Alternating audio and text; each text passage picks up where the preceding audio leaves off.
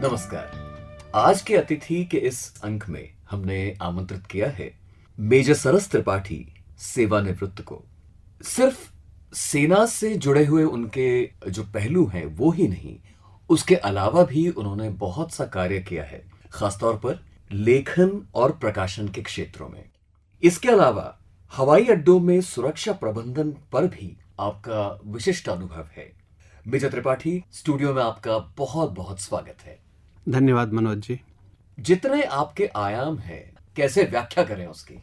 मैं ये तो आपके ऊपर ही छोड़ दूंगा, लेकिन कोई भी व्यक्तित्व, मेरा ये मानना है, एक सम टोटल होता है सभी चीज़ों का। तो जो कुछ भी हमारी शिक्षा है, संस्कार हैं, वातावरण है और जितनी हमारी स्किल्स हैं, वो सब मिला करके ही एक व्यक्तित्व बनता है। तो मैं समझता हूँ उसको एक संपूर्णता में ही देखना ठीक रहेगा। पूरे व्यक्तित्व को गढ़ने में सेना जीवन का क्या योगदान रहा है? सेना के जीवन में जो मैंने सीखा वो आमतौर पे लोगों को मालूम ही होता है। सबसे पहले वो कहते हैं डिसिप्लिन, अनुशासन, पंक्चुअलिटी यानी समय निष्ठता और समर्पण, राष्ट्र के प्रति प्रेम और राष्ट्र का हित सब हितों से ऊपर। उसके बाद आपके जो मातहत हैं जिनको आप कमांड कर रहे हैं और सबसे आखिर में आपका। तो ये जो हमें शिक्षा दी गई वो पूरे जीवन हमारे साथ रहती है। क्या ये सेना जीवन के बाद, निवृत्त होने के बाद भी ये डिसिप्लिन वैसे ही रह पाता है या फिर उसमें थोड़ा सा बदलाव आने लगते हैं? थोड़ा बहुत तो बदलाव आता है, लेकिन ये कहा जाता है कि जब आप कोई कार्य कंसिस्टेंटली करते हैं, लगातार करते हैं, इनफैक्ट कहा जाता है कि जो आदत है उसका विकास 21 दिन में हो जाता है। तो होता क्या है कि जब हम ट्रेनिंग में या वहाँ अपने कार्य क्षेत्र में होते हैं तो जो आदतें विकसित हो जाती हैं वो 21 दिन से बहुत ज़्यादा होती हैं, यानी महीनों, साल, कई वर्ष, दशक भी होता है।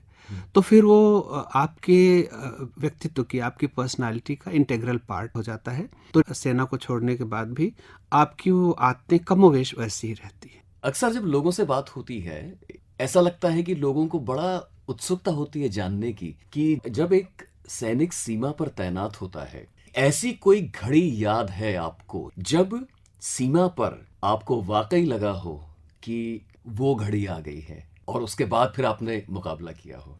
ऐसी परिस्थितियां तो ऑलमोस्ट रोज ही आती थी। उसका कारण यह है कि 1992 में अप्रैल में मैं कश्मीर घाटी में गया और जैसा कि आप जानते हैं 1989 के बाद आतंकवाद इतना चरम पे आ गया था कि लगभग 3,65,000 लोग और 70,000 के लगभग परिवार कश्मीर घाटी छोड़कर वहाँ से भाग आए थे। और 1992 से 1995 तक हमने काउंटर इंसर्जेंसी यानी आतंकवाद विरोधी कार्यवाही में हिस्सा लिया। और ऐसे बहुत से क्षण आए जिसको मैंने अपनी पुस्तक जो Holi Sinners search of Kashmir अंग्रेजी में है और हिंदी में कश्मीर में आतंकवाद आंखों देखा सच, इसमें मैंने ऐसे लगभग 16 एपिसोड्स लिखे हैं। लाइफ में बहुत जो कठिन क्षण आए तो हमने किस तरह से निर्णय लिया, किस तरह से कार्य किया, ये चीज़ें उस पर लिखी हुई है। अब एक एपिसोड आपको ज़रा बताना चाहूँगा कि जब मैं 1997 में उड़ी सेक्टर में था, लाइन ऑफ कंट्रोल पे, तो पाकिस्तान के अधिकारियों के साथ हमारी फ्लैग मीटिंग होती थी। उसका कुछ पर्पस होता था। तो एक बार हम फ्लैग मीटिंग करने गए तो उसमें नियम यह था कि फ्लैग मीटिंग करने के 1 घंटे बाद तक व्हाइट फ्लैग लगा रहेगा, मतलब किसी भी तरह की फायरिंग या किसी तरह की शत्रुता का व्यवहार नहीं किया जाएगा। तो ये अब जो हमारा प्रोटोकॉल है, इंटरनेशनल अंडरस्टैंडिंग, वो तो है ही है। उसके अलावा भारत और पाकिस्तान के बीच में अलिखित समझौता है कि अगर फ्लैग मीटिंग होगी तो उसके 1 घंटे बाद तक शत्रुभाव कम से कम उस एरिया में नहीं दिखाया जाएगा और सफेद झंडे दोनों तरफ लगे रहेंगे, जो ये दर्शाते हैं कि हम अभी किसी भी तरह की फायरिंग या शत्रुभाव नहीं दिखाएंगे। लेकिन ऐसा हुआ कि जब हमारी फ्लैग मीटिंग हुई लाइन ऑफ कंट्रोल पर, तो वहाँ से लगभग 45 मिनट हमें चल के आना होता है पीछे अपने स्थान पर। और वो रास्ता जो था बहुत खराब, दुरूह, जंगली है और वहाँ से पाकिस्तान की सेनाएं हमें देख सकती हैं और हमें पॉट शॉट ले सकती हैं, जो हम आर्मी में कहते हैं, मतलब एक एक को चुन चुन के मार सकती हैं। इसी तरह से उनकी तरफ भी था, लेकिन हमारे तरफ का एरिया ज़्यादा वल्नरेबल है।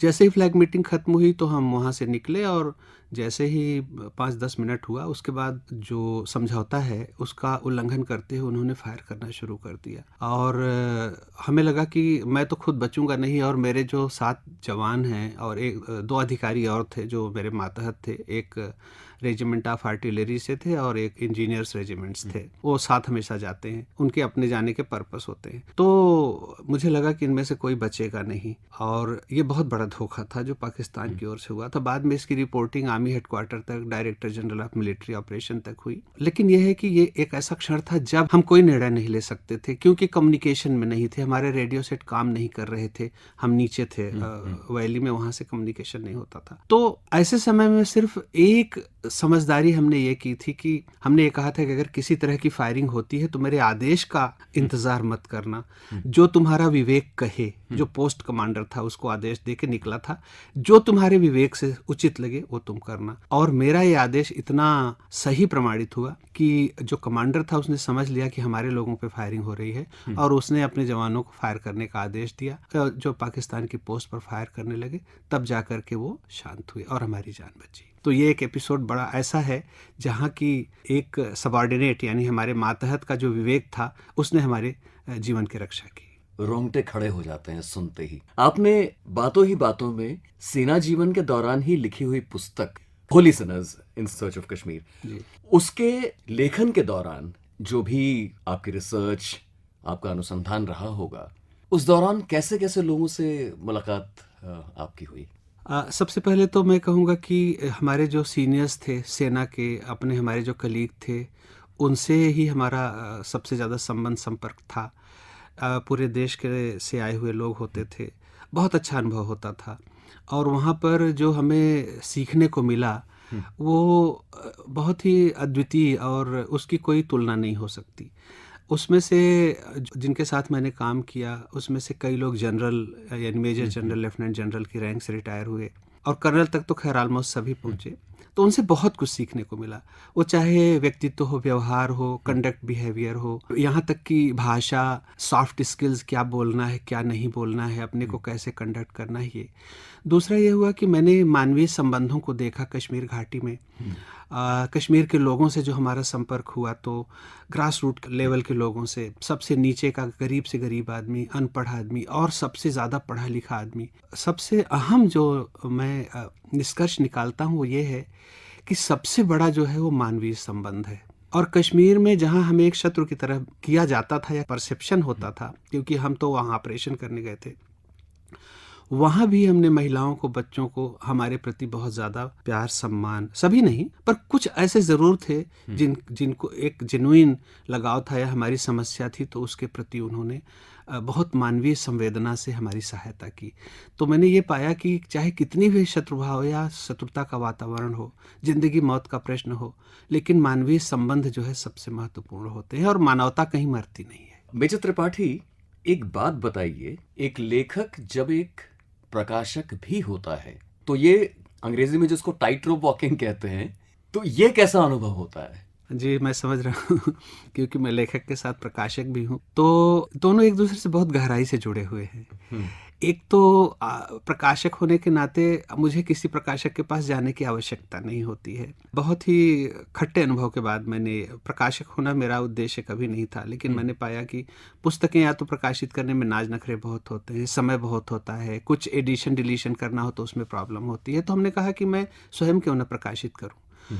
तो फिर मैंने प्रकाशन का कार्य शुरू किया और मैंने कई लोगों की पुस्तकें प्रकाशित की, जिसमें सेना के अधिकारी भी हैं, सिविलियन भी हैं, कश्मीर पे भी है, इवन सिलेबस की बुक्स मैंने पब्लिश की, मैथमेटिक्स की पूरी एक सीरीज़ की। तो बहुत अच्छा लगता है क्योंकि ये लगता है ये क्षेत्र मेरा ही है। और लेखक होने के नाते और एक क्वालिफाइड एडिटर होने के नाते, क्योंकि मैं एमजॉर्न भी हूँ, master in journalism mass communication, तो मुझे एडिटिंग का भी नॉलेज है, तो बहुत अच्छा लगता है। एक लगता है कि सब कुछ ऑल इन वन एक में आ गया। नहीं तो क्या होता है, एक लेखक होगा, फिर एक एडिटर होगा, फिर एक प्रूफ रीडर होगा, फिर एक पब्लिशर होगा, तो वो चलता है।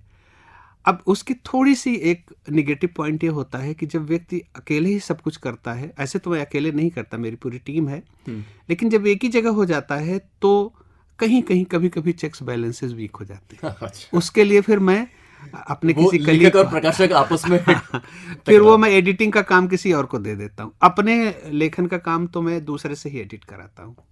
काफी विषयों पर बातें हुई आपसे, एक मुद्दा बस रह गया बातचीत का, वो एक अलग ही दुनिया है और वो है हवाई अड्डों में सुरक्षा प्रबंधन।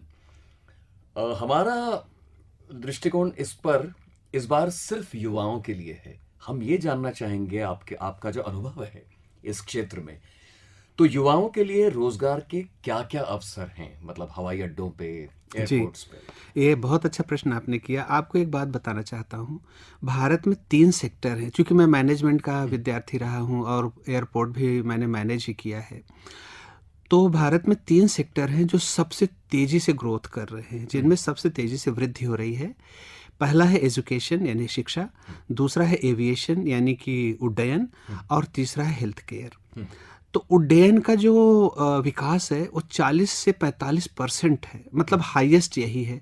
आपने देखा होगा कि अभी भारत सरकार ने प्राइवेटाइज किए कई एयरपोर्ट, लगभग मेरा ख्याल है 27, और जो नोएडा में नायल बन रहा है, नोएडा इंटरनेशनल एयरपोर्ट, आप जानते हैं उसमें कुल 8 रनवे बनने की बात है। शायद दुनिया में बहुत कम एयरपोर्ट है जहां 8 रनवे होगा।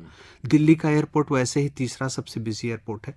तो कहने का मतलब यह है कि एविएशन सेक्टर में रोजगार की बहुत संभावनाएं हैं, लेकिन दुर्भाग्य ये है कि अभी तक कहीं किसी भी जगह स्ट्रक्चर्ड कोर्सेज, उड्डयन के जो विभिन्न क्षेत्र हैं उनके लिए स्ट्रक्चर्ड कोर्सेज नहीं हैं। ज़्यादा से ज़्यादा है तो एरोनॉटिक्स और एवियनिक्स के इंजीनियरिंग के कोर्सेज हैं। बहुत सी सर्विसेज हैं नीचे की, हाउस कीपिंग से लेकर के सिक्योरिटी गार्ड से लेकर के, और फिर फैसिलिटेशन काउंटर, इंफॉर्मेशन काउंटर्स, और टेक्निकल नॉन टेक्निकल, हर फील्ड में बहुत अधिक संभावनाएं हैं। तो मैं ये चाहूँगा, चूँकि कोई स्ट्रक्चर कोर्स नहीं है, तो इसलिए आमतौर पे क्या होता है कि विभिन्न क्षेत्रों से, जैसे अब एक बात बताता हूँ, जैसे टर्मिनल मैनेजमेंट का कोई कोर्स नहीं है, तो फिर उन्होंने टर्मिनल मैनेजमेंट के लिए किसको लिया कि जो होटल मैनेजमेंट के लोग हैं, जबकि दोनों अलग हैं। Hotel management it's more inclined towards service sector, जबकि टर्मिनल मैनेजमेंट सर्विस सेक्टर तो है, but there is administration and management as well. Administration नहीं होगा वहाँ पे तो फिर वो चल नहीं सकता है, कहीं आपको थोड़ी सख्ती भी करनी होती है। तो संभावनाएं बहुत हैं, और मैं चाहता हूं कि इस क्षेत्र में नौजवान, खासतौर से जो मिडिल लेवल के हैं, जिनका कोई बहुत टेक्निकल नॉलेज नहीं है, उनके लिए भी बहुत संभावनाएं हैं। चाहे वो हाउस कीपिंग में हो, चाहे वो फैसिलिटेशन में हो, गेस्ट रिलेशन में हो, तो ये संभावनाएं बहुत हैं। जिनकी सॉफ्ट स्किल अच्छी है वो इस क्षेत्र में आ सकते। चलते चलते बस ये पूछना चाहेंगे कि किसी और किताब पे काम चल रहा है इन दिनों? जी, बिल्कुल बिल्कुल। अभी मिनिस्ट्री ऑफ कल्चर ने हमें 10 लाख रुपए की स्कॉलरशिप दी है, और बहुत ही एक यूनिक रिसर्च के लिए हमें वो प्रोजेक्ट दिया है। वो है, उसका टॉपिक बोल देता हूँ आपको, impact of terrorism on socio cultural religio cultural life of people of Kashmir, in special reference to the impact of terrorism on people of Kashmir and role of armed forces in preservation and conservation of heritage sites। तो ये बहुत important topic है, उस पे काम कर रहा हूँ कि आर्मी का, आर्म फोर्सेस का क्या रोल है हेरिटेज साइट्स को प्रोटेक्ट करने में, और कश्मीर के लोगों के रिलीजियस और सांस्कृतिक और धार्मिक जीवन पर आतंकवाद का क्या प्रभाव पड़ा है, इस पर पुस्तक आएगी। मेजर सरस त्रिपाठी, आपको आने वाली नई पुस्तक के लिए बहुत बहुत शुभकामनाएं, और आकाशवाणी के श्रोताओं के लिए अपना बहुमूल्य समय निकालकर स्टूडियो में आने के लिए आपका अलग से धन्यवाद। धन्यवाद।